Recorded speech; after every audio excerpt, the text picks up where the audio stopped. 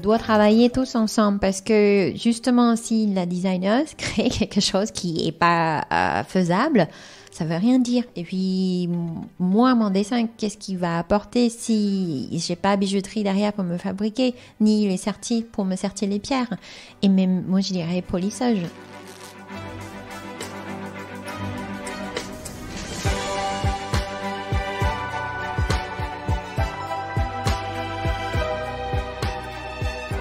Vous êtes-vous déjà demandé à qui sont les mains qui fabriquent chaque jour la mode et le luxe ? Derrière chaque vêtement, chaque accessoire et chaque objet, il y a des femmes et des hommes qui perpétuent au quotidien des gestes et transmettent leur passion.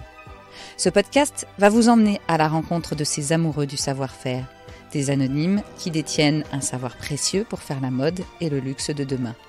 Aujourd'hui, ces femmes et ces hommes de l'ombre nous racontent depuis les coulisses leur métier, leur passion, leur envie de transmission d'un savoir-faire unique.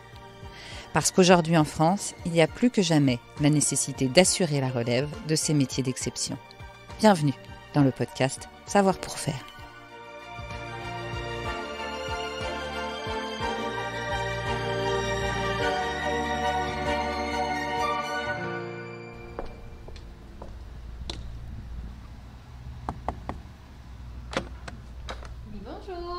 Bonjour Christina. Bonjour Marjorie. Aujourd'hui, nous allons à Aix-en-Provence pour rencontrer Christina Ulrich. Christina est designer et dessinatrice de bijoux. Un métier artistique et technique qu'elle veut aussi être un passage de témoin et de patrimoine en donnant des cours à l'école provençale de joaillerie. Alors tout le monde, je vous présente les élèves ici. Ce sont les élèves adultes, majeurs, tous. Donc, eux, ils sont là pour poursuivre les formations, le CAP, la formation continue en 1 an. Il y en a 2 ici en alternance. Manufacture. Nous faisons de la sous-traitance. Et nous, on est dans un atelier. Et les autres ? Ce sont les formations continues. Ici, c'est les 2 bijouteries. Et là-bas, sont 2 sertisseurs.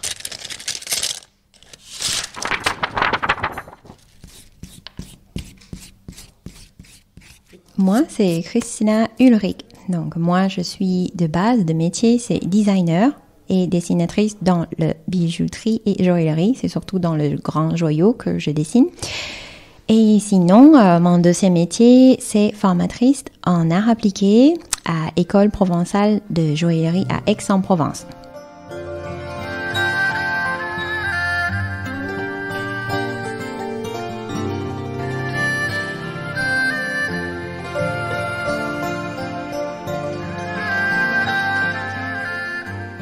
On entend un petit accent quand vous parlez. Oui, bien sûr. Est-ce que vous pouvez me raconter un peu d'où vous venez et pourquoi vous êtes ici à Aix-en-Provence à faire ce métier dont on va évidemment parler ensuite ? Oui.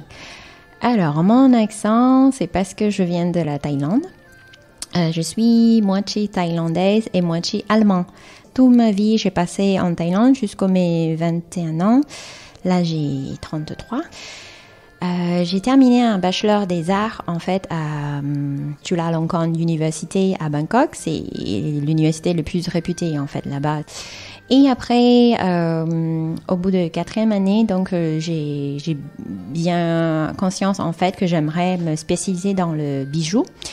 Et pour vraiment avoir la spécialisation, moi, je fais les recherches. Il n'y a que pour moi la France qui vraiment par l'excellence le pays de savoir-faire, le métier en fait de bijouterie. Donc, j'aimerais comme vraiment me spécialiser que dans le design de bijoux. Donc, je suis venue en France exprès pour ça. Donc, j'ai fait mon CAP, bijouterie, joaillerie et ensuite, je continue par le brevet métier d'art aussi pour spécialiser davantage.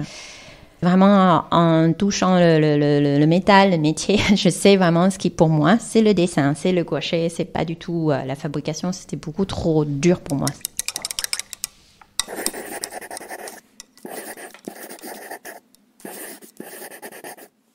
Donc, j'ai échangé avec mes professeurs de l'époque qui ont vu, en fait, par le rendu de mes dessins, les gouachés, etc. J'ai eu la chance d'effectuer le premier stage sur la place Vendôme à Paris chez Lawrence Baumer. Voilà, c'était vraiment un super stage. Ça m'a ouvert toutes les portes. Et ça m'a vraiment le premier pas en fait pour entrer dans le monde du design de bijoux. Et là, j'ai appris énormément. À partir de là, qu'est-ce qui s'est passé? Ce qui s'est passé, mon dernière année des études, en faisant mon book perso, justement pour faire ma carte de visite, j'ai eu la chance d'être prise dans ce stage, mais à Boucheron, à Paris, auprès de Claire Schwantz. Donc, c'était un stage de création, de design aussi.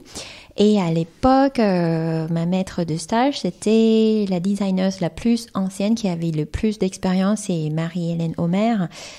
Elle m'avait énormément transmise aussi. Alors, vous voyez, ce soit la place Vendôme, mais 2 maisons, et c'est complètement différent, la façon de travailler, la façon de fonctionner entre l'équipe, ça change complètement. Donc, Boucheron, eux, ils ont leur propre technique spécifique. La mise en couleur, c'est la gouache, pinceau, mais sur du calque 220 grammes. Donc, c'est des calques très épaisses. Ça garde un peu la transparence, mais ça reste très épais. C'est une feuille carton, mais en calque, en fait. Voilà, donc une autre rendue vraiment chouette. Donc, avec ces techniques différentes, ces styles différents, vous êtes allé vers quoi? Vous êtes devenue indépendante, j'ai l'impression. Oui, c'est ça. Pour être vraiment embauché sur la place Vendôme, il faut avoir beaucoup d'expérience. Ils ne prennent pas les premiers designers. Je dois faire mes propres expériences. Donc, pour me lancer, j'ai créé mon entreprise, du coup, auto-entrepreneur. C'est Opacy Création. Donc, au début, j'ai fait que les dessins dans le style de haute joaillerie. Donc, ce sont les pièces uniques qui coûtent très cher. Il faut beaucoup de temps pour le fabriquer. Et ce type de dessins ont été vendus dans une maison à Hong Kong. Il y a une clause de confidentiel. Quand vous faites du freelance chez quelqu'un, vous n'avez pas le droit de dire « Ah oui, je dessine pour cette personne » puisque ça est censé être à eux. Vous l'avez vendu, votre création. Donc là, vous pouvez jamais me donner les noms des grandes maisons à qui vous avez vendu. Non, je suis désolée. Mais c'est souvent, c'est en Asie, voilà. Apparemment, mon design plaise plus au côté d'Asie.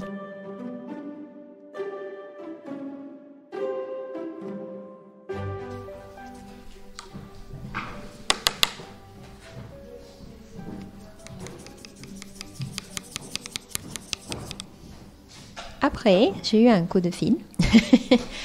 Mon professeur d'art appliqué à l'époque, qui m'a énormément aidée, et il me demande de faire un remplacement urgence. Et c'est là que j'ai commencé mon deuxième métier en tant que professeur art appliqué. Bon.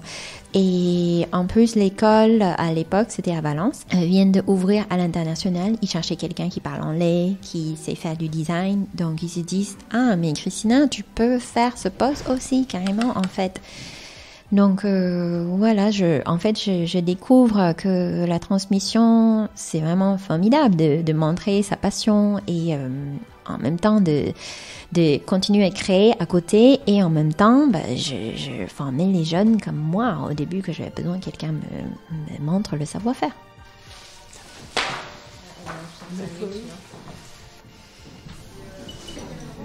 Christina, est-ce que je peux avoir des conseils pour dessiner le pavage de Ruby? Oui, bien sûr, Victoria. Alors, d'abord, c'est bien ce que tu avais fait, le niveau de mise en pierre, là, à l'actuel. J'ai vu que tu as fait la taille un peu aléatoire. Est-ce que tu comptes à faire du serti-neige, non, là-dessus? C'est quoi le serti-neige? Alors, serti-neige, justement, en fait, pour le remplir le volume d'un bijou, on va utiliser les pierres en taille plus grande, plus petite, pas forcément le même diamètre partout, c'est ce que je vois, il y a plus petit. Parce que là, ces serres là, qui sont plus petites, est-ce que ça représente les griffes pour serti ou ça sont les pierres? Voilà. C'est aussi des pierres. C'est bon, ça m'a fait penser à serti-neige. D'accord. Par contre, il y a certaines pierres qui vont être trop petites, là, elles ne vont pas être sertissables. D'accord. Les pierres, le plus petit, tu crois, il faut que tu vérifies avec Fabien. Si on peut revenir un peu en arrière, c'est-à-dire vers le CAP et peut-être même votre université à Bangkok, parce que qu'est-ce qu'on apprend concrètement pour être designer?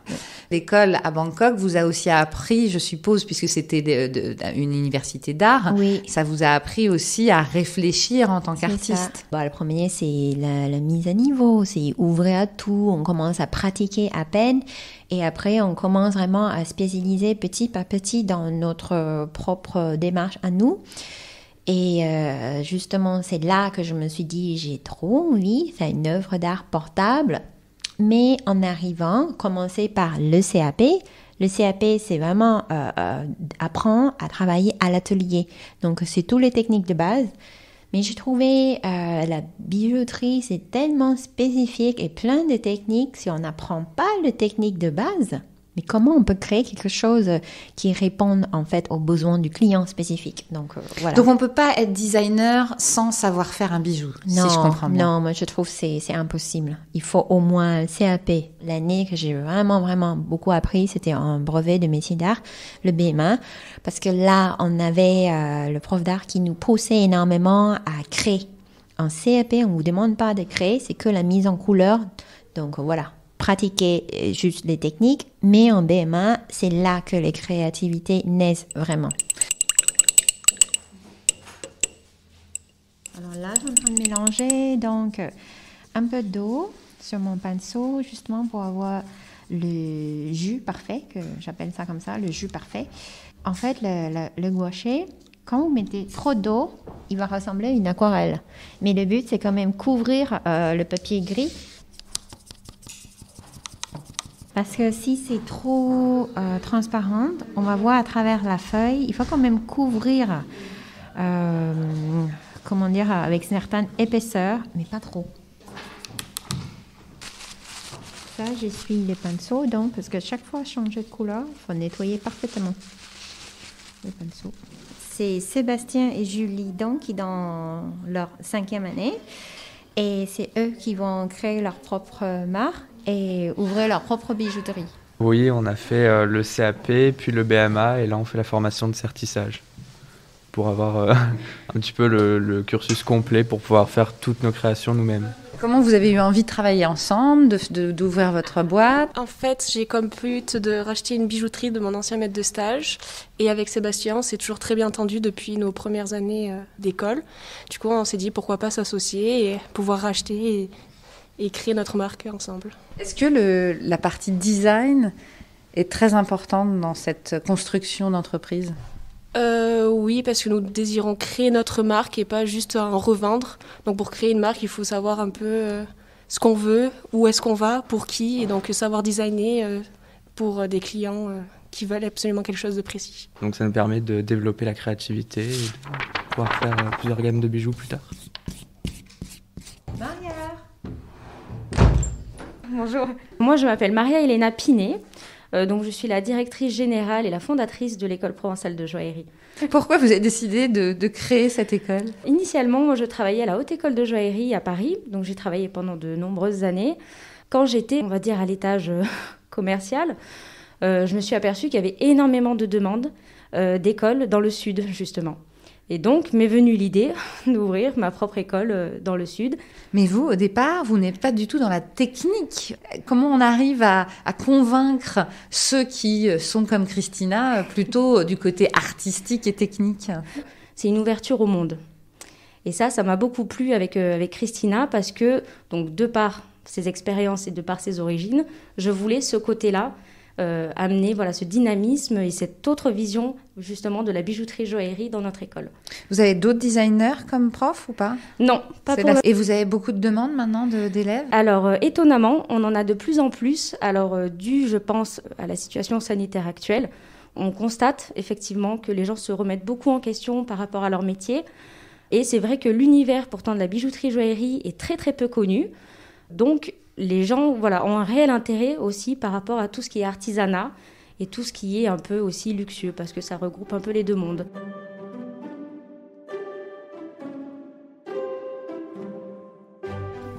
Alors, il y a une règle dans le dessin des bijoux. La lumière, elle vient toujours à 45 à gauche. C'est toujours fixé, en fait, pour qu'il y ait toujours la même représentation du résultat après. Je m'appelle Karine. Je suis revenue sur les bancs de l'école pour une année, parce qu'en fait, à la base, je suis artiste plasticienne, je peins. Et en fait, j'ai eu très envie de m'occuper du tout petit, de l'infiniment petit avec la bijouterie, parce que j'ai tendance à faire plutôt à la base des grandes toiles et des œuvres monumentales. Voilà. Donc, je suis passée d'une extrême à une autre. Et là, on est en ce moment en cours de gouache. Et on est en train de réaliser, de confectionner justement des bijoux en s'inspirant d'une artiste contemporaine qui s'appelle Niki de Saint-Phal. Ce côté design justement de la bijouterie en fait est extrêmement intéressant parce qu'en fait on retrouve beaucoup de similitudes avec les formes, la ligne, la couleur, la lumière. Et voilà quoi. Donc c'est très intéressant aussi de passer sur un nouveau médium et de pouvoir développer une créativité, son imagination à travers ce nouveau support.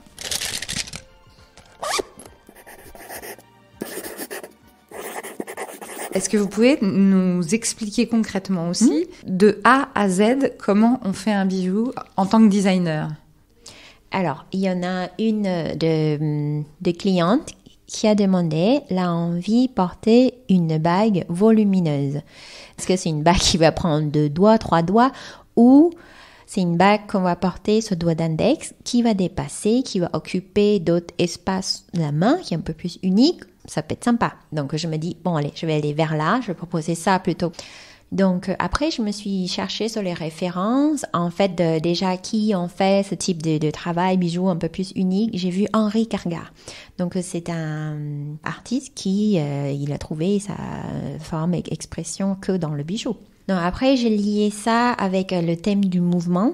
Donc, à partir de là, en fait, j'ai sorti une bague comme s'il y avait un ruban, en fait, venait travailler autour du doigt d'index.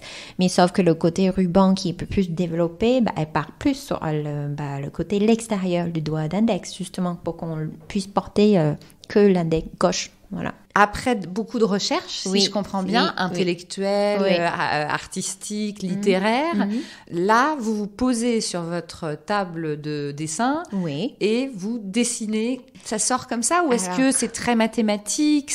Non, pas mathématique du tout. On dessine comme ça, à la main levée. Il faut apprendre, il y a les codes de dessin spécifiques. C'est pour ça, en fait, c'est important de faire l'école parce que justement, c'est beaucoup plus facile quand vous avez un professeur qui vous montre les bons documents, les bonnes façons, les bons gestes à travailler.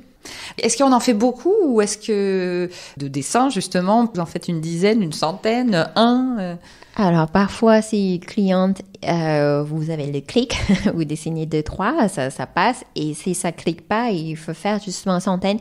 Et il peut arriver aussi que vous faites centaines et ça plaît toujours pas et le projet s'arrête là. Donc, vous n'êtes pas payé. À partir du moment où elle dit OK, donc ça, on est juste au dessin. Vous n'êtes pas allé plus loin. On est d'accord. Oui. Et après, bien sûr, je demandais à un autre bijoutier qui me le fabrique parce que justement, je fabrique pas moi-même. Et puis, investir dans un atelier, c'est très, très cher. Ouais. On a bien compris que ça a l'air d'être devenu une deuxième passion, d'enseigner, de transmettre.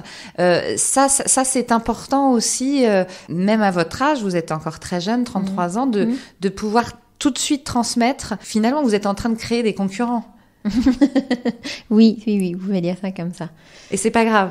Non, parce que comme j'ai beaucoup évolué, je ne crée plus forcément que dans la joaillerie. Ma création d'actuelle, elle a un but pour la protection des éléphants en Thaïlande. Maintenant, c'est devenu un bijou pour cause, donc un bijou plutôt artiste.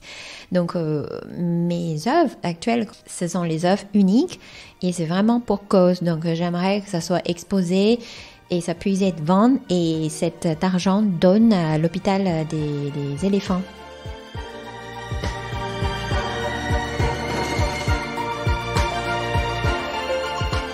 Pour exercer le métier de designer pour la bijouterie et la joaillerie, retrouvez les formations sur le site savoirpourfaire.fr et rejoignez la filière Mode et Luxe.